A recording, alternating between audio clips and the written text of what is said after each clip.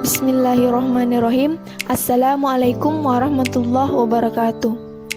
Sebelumnya, perkenalkan nama saya Andi Nurdia Nurdin, Prodi Pendidikan Guru Madrasah Ibtidaiyah. Di sini saya akan menampilkan sebuah video yaitu tentang pembelajaran studi Islam dan kearifan lokal. Langsung saja, yang pertama yaitu kearifan lokal. Kearifan lokal jika dilihat dari Kamus Inggris Indonesia. Kearifan lokal berasal dari dua kata, yaitu kearifan lokal wisdom dan lokal. Wisdom berarti kebijaksanaan dan lokal berarti setempat. Pengertian kearifan lokal yang lain yakni kearifan lokal merupakan bagian dari budaya suatu masyarakat yang tidak bisa dipisahkan dari bahasa masyarakat itu sendiri. Kearifan lokal umumnya diwariskan secara turun-temurun melalui cerita dari mulut ke mulut. Kearifan lokal berada dalam cerita masyarakat, peribahasa, lagu, dan permainan rakyat. Nah, yang kedua ada fungsi kearifan lokal. Nah, yang pertama yaitu sebagai sarana konservasi dan pelestarian sumber daya alam. Yang kedua, sebagai sarana mengembangkan kebudayaan serta ilmu pengetahuan. Ketiga, sebagai petuah, kepercayaan, sastra, dan tantangan. Yang keempat, sebagai sarana integrasi sosial. Dan yang terakhir yaitu sebagai sarana perwujudan etika dan moral. Adapun ciri-ciri kearifan lokal. Yang pertama, mempunyai kemampuan pengendalikan. Kedua, merupakan benteng untuk bertahan dari pengaruh budaya luar. Ketiga, mempunyai kemampuan mengakomodasi budaya luar. Keempat, mempunyai kemampuan memberi arah perkembangan budaya. Kelima, mempunyai kemampuan mengintegrasi atau menyatukan budaya luar dan budaya asli. Adapun bentuk kearifan lokal, bentuk kearifan lokal dikategorikan ke dalam dua aspek, yaitu yang pertama, kearifan lokal yang berwujud nyata. Beberapa jenis kearifan lokal seperti sistem nilai, tata cara, ketentuan khusus yang dituangkan ke dalam bentuk cacat tulisan, seperti yang ditemui dalam kitab tradisional, pripon, kalender, dan prasi, atau budaya menulis di atas lembaran daun lontar. Kedua, kearifan lokal yang tidak berwujud. Kearifan lokal yang tidak berwujud seperti petua yang disampaikan secara verbal dan turun-temurun, yang bisa berupa nyanyian dan kidung, yang mengandung nilai ajaran tradisional. Dengan petua atau bentuk kearifan lokal yang tidak berwujud lainnya, nilai sosial disampaikan secara oral, verbal, dari generasi ke generasi. Berikut contoh kearifan lokal di beberapa daerah atau suku yang ada di Sulawesi Selatan. Sebelumnya, Sulawesi Selatan merupakan salah satu provinsi di Indonesia yang memiliki kekayaan budaya yang patut untuk dilestarikan. Adanya berbagai suku yang mendiami wilayah ini membuat tradisi dan kebudayaannya pun beragam, mulai dari bahasa, pakaian adat, rumah adat, sampai upacara adat yang memiliki filosofi serta tujuan masing-masing. Berikut ini desa adat di Sulawesi Selatan yang bisa kita kunjungi.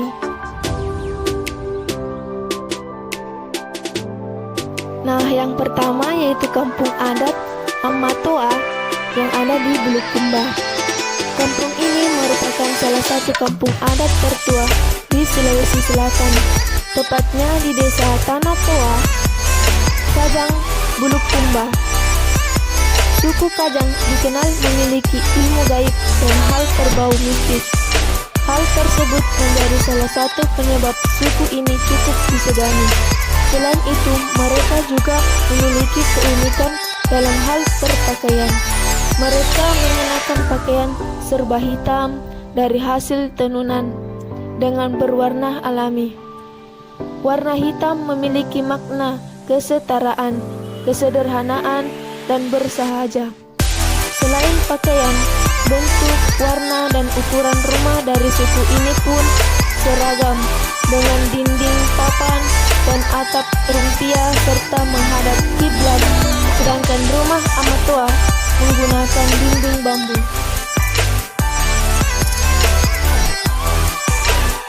Nah, kampung yang kedua yaitu Kampung Adat Karampuang, terletak di Sinjai, Desa Tompok Bulu. Bulu Pokdok memiliki ritual unik bagi siapa saja yang ingin masuk ke wilayah ini, sebagai tanda penghormatan pada para leluhur. Kita harus mengambil sebuah batu dan selembar daun, kemudian meletakkan batu tersebut di atas daun. Masyarakat di sini sangat menjunjung tinggi derajat wanita dan menganut matrilineal. Selain itu, rumah adat Karampuang pun memiliki filosofi seperti tubuh manusia. Ada beberapa objek yang keramatnya di desa ini, antara lain sebuah kolam untuk memandikan balita dan makam purba. Materi yang kedua yaitu budaya dan kebudayaan. Apa sih budaya itu? Budaya adalah suatu cara hidup yang berkembang dan memiliki bersama oleh sebuah kelompok orang dan diwariskan dari generasi ke generasi. Budaya terbentuk dari bangsa banyak unsur yang rumit, termasuk sistem agama dan politik, adat istiadat, bahasa, perkakas, pakaian, bangunan, dan karya seni bahasa. Sebagaimana juga, budaya merupakan bagian tak terpisahkan dari diri manusia sehingga banyak orang cenderung menganggapnya diwariskan secara generasi. Nah, yang kedua itu apa sih kebudayaan itu? Kebudayaan merupakan hasil dari karya cipta, rasa, dan karsa manusia. Lingkupnya mencakup banyak aspek hidupnya seperti hukum, keyakinan, seni adat, atau kebiasaan susila, moral, dan juga keahlian. Kehadirannya mampu mengetahui pengetahuan seseorang, gagasan dan ide meskipun budaya berwujud abstrak. Yang ketiga yaitu unsur-unsur kebudayaan. Yang pertama, unsur bahasa. Kedua, sistem kepercayaan. Ketiga, ilmu pengetahuan. Keempat, sistem teknologi. Kelima, sistem kemasyarakatan dan kekerabatan. Dan yang terakhir yaitu sistem ekonomi atau pencaharian. Berikut fungsi kebudayaan. Yang pertama, pedoman hubungan manusia atau kelompok. Yang kedua, memenuhi kebutuhan masyarakat. Yang ketiga, mendorong perubahan masyarakat. Selanjutnya, wujud budaya. Yang pertama, nilai budaya. Kedua, sistem budaya. Ketiga, sistem sosial. Dan yang keempat yaitu kebudayaan fisik. Nah, kebudayaan memiliki ciri-ciri. Kebudayaan memiliki ciri-ciri terbagi menjadi dua. Yang pertama yaitu ciri-ciri kebudayaan secara umum.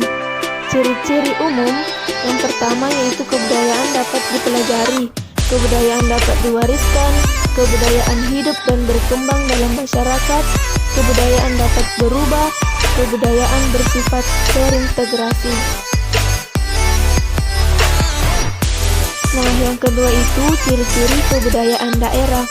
Ciri-ciri kebudayaan daerah yang pertama, terdapat peninggalan sejarah. Kedua, adanya unsur kepercayaan. Ketiga, terdapat bahasa dan seni khas daerah. Keempat, dianut oleh penduduk dalam daerah tersebut.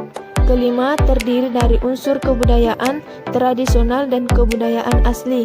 Keenam, memiliki adat istiadat, dan yang terakhir yaitu bersifat kedaerahan. Nah, itulah materi yang bisa saya jelaskan melalui video ini. Lebih dan kurangnya mohon dimaafkan. Saya ucapkan terima kasih. Wassalamualaikum warahmatullahi wabarakatuh.